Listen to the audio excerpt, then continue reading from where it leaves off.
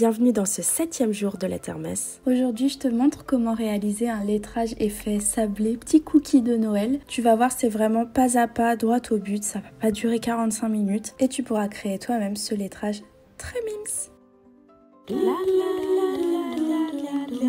Ouais, c'est un jingle à la bouche parce que j'ai pas de budget.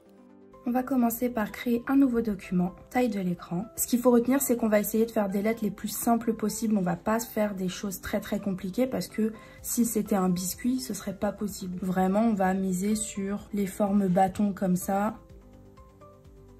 plutôt que quelque chose de très compliqué.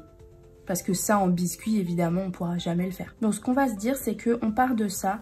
Et en fait, imagine que déjà, si tu fais un biscuit qui est parfaitement emporte-piécé comme ça, et bah quand tu le cuis, il va déjà s'étaler un peu, s'arrondir un peu et on va plutôt être dans cette vibe là. Et c'est exactement ça qu'on va rechercher. Donc nous, on va s'amuser à écrire 2025 et ça va être exactement le même principe. Si on dit qu'on a ça comme base, on veut pas que ce soit parfait, hein. Au contraire, nos cookies seront plutôt comme ça. On veut des formes bien molles. Dès maintenant, on va les ranger un peu tordus sur notre table parce qu'on veut que ce soit vraiment des cookies qui soient posés un peu à l'arrache. Dès maintenant, on peut se dire que notre haut, on va le grignoter un peu. On va pouvoir faire des petites miettes comme ça. Et déjà, on a la structure globale de notre lettrage. Je vais réduire l'opacité de ce calque-là pour l'avoir quand même visible, mais que ça prenne pas trop de place. Je crée un calque et là, je vais aller dans Esquisse et Crayon 6B. Je vais le mettre au maximum de sa taille. Je vais prendre une couleur un peu cookie, donc une sorte de jaune un peu clair qui est plutôt vers le orangé parce que ça va être vraiment la couleur, la base du cookie. Et donc sur ce calque-là, je vais redessiner mes formes. On fait les miettes. Et là, malheureusement, on va pas pouvoir aller directement remplir comme ça parce que toute la texture qu'on était en train de mettre, elle va disparaître. Donc, on va colorier vraiment à la main. Et ça va accentuer un peu cet effet fait à la main parce qu'on est mi-réaliste où on veut vraiment qu'on comprenne que c'est un sablé, mais on veut que ce soit une illustration qui ait un peu un aspect imparfait et fait à la main avec des outils de dessin classiques comme quelque chose de texturé, un crayon, du pastel, une craie.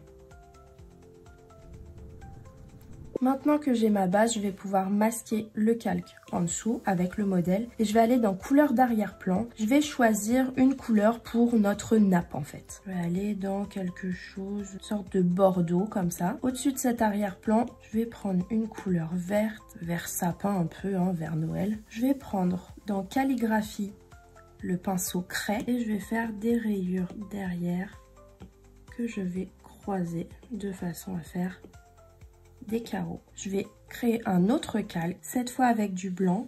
Je vais baisser un tout petit peu la taille de mon pinceau et je vais refaire un quadrillage. En gros, à chaque fois que j'ai une ligne verte, je fais une ligne blanche en dessous. Et ensuite sur la droite,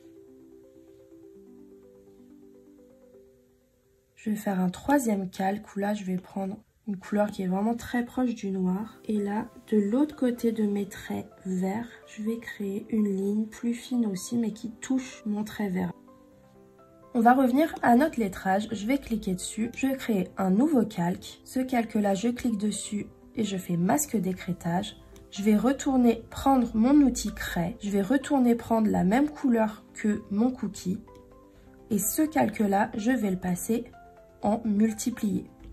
Donc là, il faut qu'il y ait un M. Et tout autour, je vais faire comme une sorte de liseré à l'intérieur. On ne veut pas que ce soit parfait, hein, on veut juste entourer comme ça toute notre forme. Alors pour l'instant, on ne va pas le faire au niveau de la partie qui a été croquée.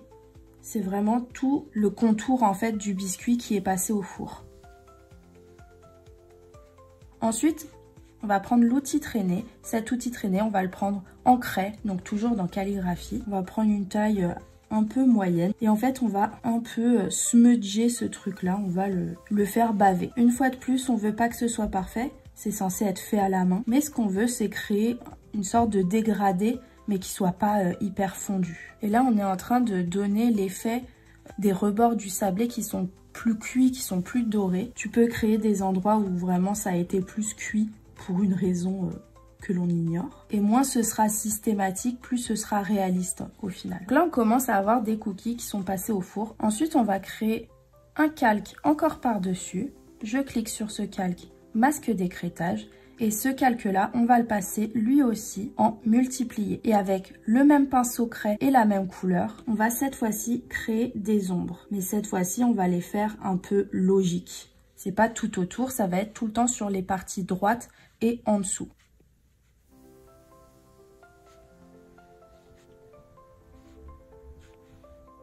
Et le fait que ce soit justement pas tout autour, bah, ça nous aide à comprendre que c'est des cookies qui ont une épaisseur. Et on va faire pareil sur toutes les miettes. Ensuite, notre calque de départ, celui avec le lettrage de base, on va le dupliquer. Celui d'en dessous, je le sélectionne. Je vais créer un calque par-dessus. Ce calque-là, je vais le mettre dans la couleur de mon fond. Donc soit il est dans mon historique, sinon si je retourne dans mon arrière-plan, je vois qu'il est là dans mon historique. Et si je reviens, maintenant il sera là. Et donc ce calque-là, je le remplis de cette couleur-là. C'est normal que ça fasse ça. Je clique dessus, je fais masque d'écrêtage, je fusionne ces deux calques-là en les pinçant. Ce calque, je le passe en multiplié, je le déplace et je le mets très légèrement décalé par rapport à notre lettrage de départ. On va juste réduire un tout petit peu l'opacité pour pas que ce soit trop fort. Et on a nos sablés qui ont encore pris un peu plus de dimension parce qu'on a une ombre. Donc je vais aller sur le calque le plus haut, je fais plus pour créer un calque au-dessus et on va faire les petites décorations en glace royale. Et pour ça, je vais prendre dans calligraphie un outil très simple, vraiment ligne simple, on veut quelque chose de monoligne. On va prendre une couleur blanche, alors une sorte de faux blanc. On va se positionner plutôt dans les jaunes et on va aller un tout petit peu à côté du blanc. C'est juste histoire d'avoir un blanc qui n'est pas trop blanc. Et là, on va décorer chacun des cookies. Pour commencer, on va faire une sorte de contour comme ça, par exemple. On peut l'appliquer à tous nos cookies. Là, on imagine que notre glaçage, il a été croqué en même temps. Donc on le fait pas en entier. On peut laisser ce genre d'aspérité. Ça fait plus réaliste en fait, parce qu'on n'est pas sur une poche à douille de professionnel en fait. Et on va s'amuser à faire des motifs différents sur chaque petit cookie. On va pouvoir faire par exemple des sortes de vagues. Sur celui-ci, on va faire des petits ronds. Et là, on peut se dire des petites étoiles, des petits points autour des étoiles et un trait. Ce calque-là, je vais le dupliquer. Celui du dessous, je le sélectionne, je fais plus. Je vais prendre toujours la même couleur, cette couleur de cookie. Je vais colorier tout mon calque. Je clique dessus, masque d'écrêtage. Je fusionne ces deux calques et ce calque-là, je le passe en multiplié. Je sélectionne et je vais décaler très légèrement mon calque et ça va me créer, pareil, ma petite ombre. Alors plus ça va être loin, plus ça va donner l'impression que le glaçage il est haut. Donc on va pas le faire trop loin, on veut que ce soit assez subtil, mais comprendre qu'il y a du volume. Je vais légèrement réduire le calque blanc pour que ça prenne moins d'importance que notre blanc de notre glaçage. Et je vais terminer avec un mug. Je vais faire ça dans les tons blancs, un peu crème. On va faire la tranche du mug. Dans un calque en dessous, on va faire du chocolat chaud. Un calque par-dessus, on va prendre la même couleur crème. Dans calligraphie, on va reprendre le pinceau craie et on va se mettre bien incliné.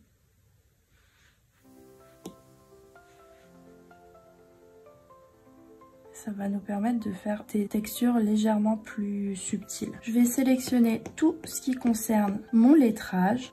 Je vais en faire un groupe, comme ça si je veux déplacer l'intégralité de mes biscuits, je peux. Et comme ça je vais pouvoir faire une petite anse en reprenant esquisse crayon 6B. Et donc du coup, je vais faire une anse un peu de cette forme-là. Bon, elle est vue du dessus, mais je vais pouvoir fusionner ces calques-là. Je le duplique. Celui du dessous, je le sélectionne, je fais plus. Je prends la couleur de ma table, je slide. je clique dessus, je fais un masque d'écrêtage, je le fusionne, je change le mode de fusion en multiplié. Et du coup, j'ai de nouveau mon ombre. Alors, il faut juste que j'ajuste un petit peu parce que du coup, il me manque un bout. Et alors, on va matcher l'ombre de nos cookies. À combien on était? On était à 53. Donc, on va se mettre à 53 aussi. Et voilà, notre petit lettrage sablé. J'espère que ça t'a plu et que ça t'a donné envie de le faire chez toi sur ton iPad. Si c'est le cas, comme d'habitude, tu peux me partager ça sur Instagram pour que je vois ce que t'as fait, pour que ça me flatte également, pour que je puisse le partager dans ma story. Et n'hésite pas en commentaire à me dire les tutos qui pourraient te faire plaisir. Je vais pas te mytho, je vais pas forcément les faire, mais bon, vas-y, je prends les idées. Bye bye!